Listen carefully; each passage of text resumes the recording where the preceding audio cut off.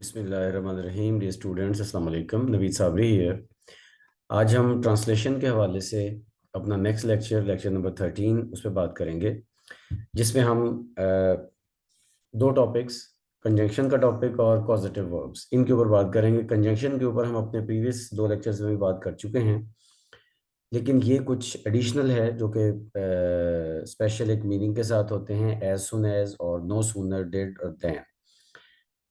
जूं ही वाला जो वर्ड होता है उर्दू में, उसकी ट्रांसलेशन के लिए जो कंजंक्शन यूज होते हैं उसके लिए हम इसमें कंजंक्शंस ऐड करेंगे, और प्लस फिर कॉजेटिव वर्ब्स जो हैं वो उसको मैं एक्सप्लेन करूंगा कि कॉजेटिव वर्ब्स क्या होते हैं। ऐसे वर्ब्स जिसमें सब्जेक्ट खुद एक्शन परफॉर्म नहीं करता बल्कि एक्शन होने की वजह बनता है, उसको हम कहते हैं कॉजेटिव वर्ब। और उसके बाद फिर अब हम देखते हैं बेसिक आइडिया के बाद कि फर्स्ट सेंटेंस है, यूं ही मैंने सांप देखा मैं कांपने लगा। इसके दो तरीके से ट्रांसलेशन हो सकती है। As soon as I saw the snake I begin to tremble. और दूसरा है, no sooner did I see the snake then I begin to tremble. अब इसमें देखें, सवाए इसके कि दोनों जगह पे स्ट्रक्चर चेंज है, बाकी और कोई डिफरेंस नहीं है। मतलब ऊपर वाला जो एज सुन एज वाला सेंटेंस है उसमें दोनों तरफ simple present simple past tense है, और पहले वाली क्लॉज जिसके साथ जूं ही का मीनिंग आएगा, यानी कि जो काम पहले होना है और बाद में उसकी बेस पे दूसरा दूसरा होना है, तो वो जो पहले वाला काम है उसके साथ एज सुन एज आ जाएगा। अच्छा, अगर हम नो सूनर डिड लगाएं तो नो सूनर के बाद फिर हमें डिड ही लगाना पड़ेगा, क्योंकि नो सूनर एक ऐसा स्ट्रक्चर है जिसके साथ हमें बाद में उसी क्लॉज में इंट्रोगेटिव स्ट्रक्चर चाहिए होता है, यानी कि इन्वर्टेड पैटर्न जो होता है ना, यानी कि हेल्पिंग ऑफ सब्जेक्ट से पहले आ जाएगा। जैसे ये आई से पहले डिड आ रहा है, तो ये स्ट्रक्चर हम यूज़ करेंगे इसमें। और सी फर्स्ट फॉर्म के तौर पर आएगी, क्योंकि जाहिर है डिड अगर आ जाए सिंपल पास में तो उसके बाद फिर वर्ब की फर्स्ट फॉर्म आया करती है। तो no sooner did I see the snake, इसका मतलब है जूं ही मैंने सांप देखा। और देन इसलिए आएगा क्योंकि शुरू में नो सूनर है जो कि सेकंड डिग्री है, कंपैरेटिव डिग्री है, तो उसके बाद देन लगा करता है। और देन इस वजह से नेक्स्ट वाली क्लॉज के स्टार्ट में आएगा, then I begin to tremble. As soon as अगर आएगा तो उसमें देन की ज़रूरत नहीं है, लेकिन नो सूनर डिड आएगा तो उसके साथ आगे देन की ज़रूरत है। यही जो पैटर्न है वो आपको नेक्स्ट सेंटेंस में भी नज़र आएगा। जूं ही घंटी बजी लड़के अपने अपने कमरों में चले गए, इसमें भी ऐसे ही है। As soon as the bell rang the boys went into their rooms. No sooner did the bell ring then the boys went into their rooms. यानी कि सेकंड वाली क्लॉज में कोई चेंज नहीं है, फर्स्ट वाली क्लॉज में जो है वो नो सूनर के साथ इन्वर्टेड पैटर्न आएगा, बाकी सब कुछ वैसे का वैसे ही है। अच्छा, अगर हम इसके बाद नेक्स्ट सेंटेंस देखें, जो ही लड़की ने अपने बाप को देखा वो रोजारों की तार रोने लगी, सेम पैटर्न यूज होगा। As soon as the girl saw her father she begin to weep bitterly. ऐसे ही no sooner did the girl see her father then she begin to weep bitterly. So इस तरह से आप ये देख रहे हैं कि इन दोनों सेंटेंसेस में वही सेम पैटर्न यूज हुआ है जो पहले हम पिछले दो सेंटेंसेस में यूज कर रहे थे, यानी कि कोई स्ट्रक्चरल डिफरेंस नहीं है, सिर्फ वर्डिंग ज़ाहिर है डिफरेंट हो रही है। अच्छा, अब इसके बाद हम आगे चलते हैं पॉजिटिव वर्ब वाली बात पे। मैंने अपने बाल कटवाए। अब यहाँ पे एक बात आपको समझने की ज़रूरत है। मैंने अपने बाल कटवाए, एक होता है बाल काटना। काटना क्या है कि जो सब्जेक्ट है मैं, आई, वो खुद काम करेगा। यहाँ पे आई खुद काम नहीं कर रहा, आई किसी और से काम करवा रहा है, किसी और से काम करवा रहा है, लेकिन काम खुद काम करने की वजह बन रहा है। तो चूंकि वो खुद काम करने की वजह बन रहा है, तो इसलिए उस वजह बनने के लिए सब्जेक्ट के बाद जो मेन वर्ब आएगा वो पॉजिटिव वर्ब होगा। I had my hair cut. I had my hair cut. अब यहाँ एक और बात बहुत ख़ास, जो अक्सर बच्चे कंफ्यूज करते हैं जिस बात को, वो समझने की ज़रूरत है, और बहुत गौर से आपने ये बात सुननी है। देखिए, मैं, आई, ये तो है इस सेंटेंस का सब्जेक्ट, ठीक है। उसके बाद आगे बाल, अच्छा सब्जेक्ट है, सब्जेक्ट ने खुद काम नहीं करना, सब्जेक्ट ने काम करवाना है, तो इसलिए सब्जेक्ट काम की वजह बनेगा। तो इसलिए आई हैड आ गया। हैव जो है वो उसकी सेकंड फॉर्म है हैड, और यहाँ पे हैड जो है वो पॉजिटिव वर्ब है। अच्छा, अब आगे, इससे आगे जरा एक साइंस चेक करनी है कि जिसने बाल काटे हैं, क्या उसका नाम पहले आ रहा है या नहीं आ रहा। यानी कि जो कट है, बाल जो काटना है, जिसने काटे हैं, क्या काटने वाला जो सब्जेक्ट है कॉजेटिव वर्ब के बाद वो आ रहा है, या जिस चीज को काटा गया है वो आ रहा है आफ्टर द कॉजेटिव वर्ब। तो याद ये रखना है कि अगर पॉजिटिव वर्ब के बाद ऑब्जेक्ट आए, जिस तरह से ये माई हेयर है, क्योंकि बालों को काटा गया है, जिसने काटे हैं वो नहीं आ रहा, बल्कि जिसको काटा गया है वो आ रहा है, माई हेयर। तो फिर उसके बाद जो वर्ब आएगा, जैसे ये कट है, ये वर्ब की थर्ड फॉर्म की शक्ल में आएगा। I had my hair cut, मैंने अपने बाल कटवाए। बात समझ आ गई। अच्छा, और अगर पॉजिटिव वर्ब के फौरन बाद बाल काटने वाला आए, यानी कि सब्जेक्ट ऑफ द वर्ब आए, तो फिर हम आगे वर्ब की फर्स्ट फॉर्म लगाएंगे।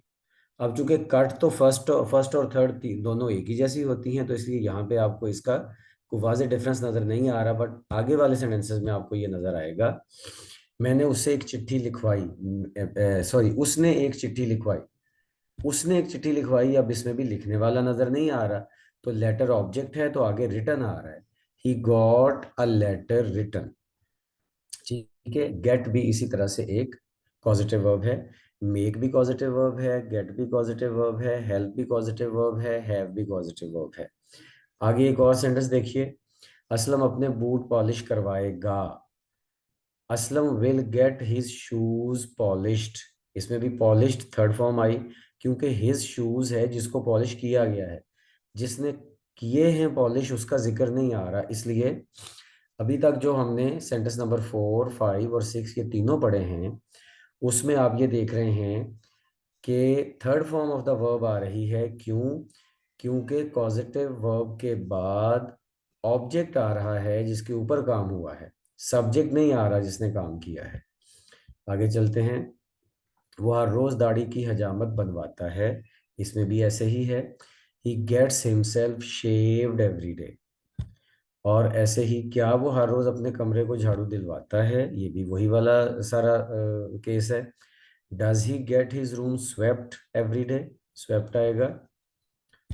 अच्छा, फिर उसके बाद, अच्छा, इसमें ये देखना है कि अगर इसमें क्वेश्चन भी आ जाए, यानी कि इंट्रोगेटिव सेंटेंस आ जाए, तो वो भी, चूंकि मेन वर्ब पॉजिटिव होता है, तो उसके मुताबिक ही सारा अपना जो सेंटेंस है वो बनता है।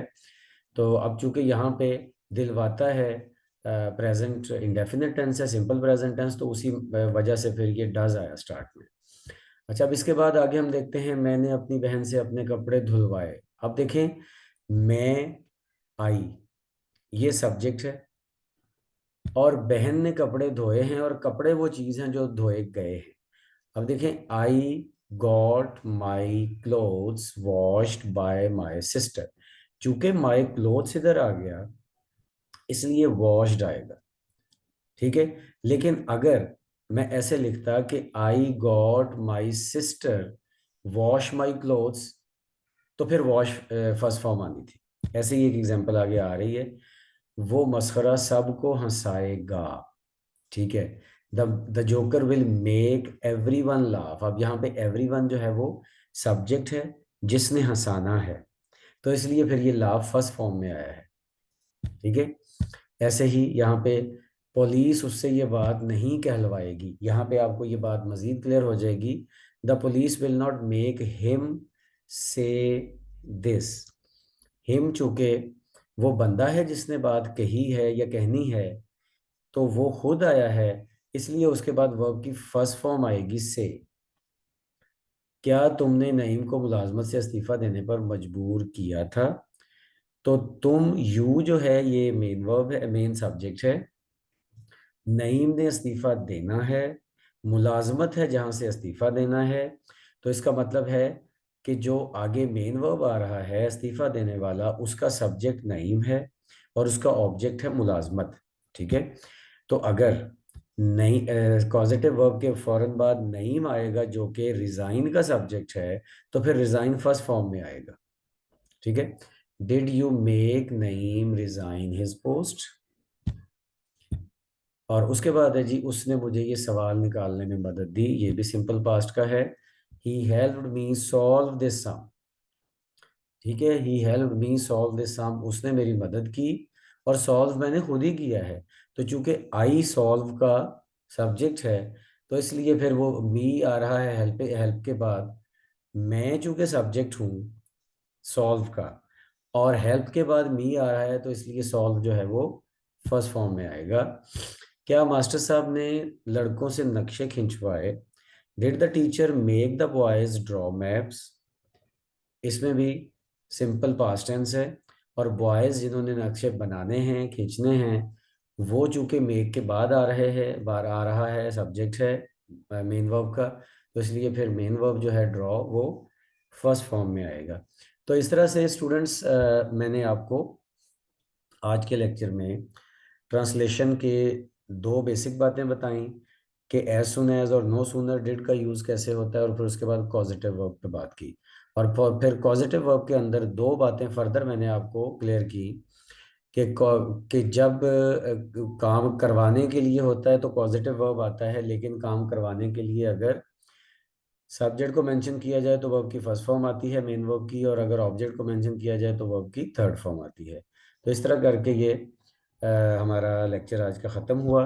अगर आप लोगों को किसी किस्म का मज़ीद कोई भी गाइडेंस चाहिए हो तो आप इस वीडियो के नीचे कमेंट्स में वो क्वेश्चन कर सकते हैं। हम अपनी आने वाली वीडियोस में उन चीज़ों को टारगेट करेंगे। थैंक यू, अल्लाह हाफिज़, see you in the next class.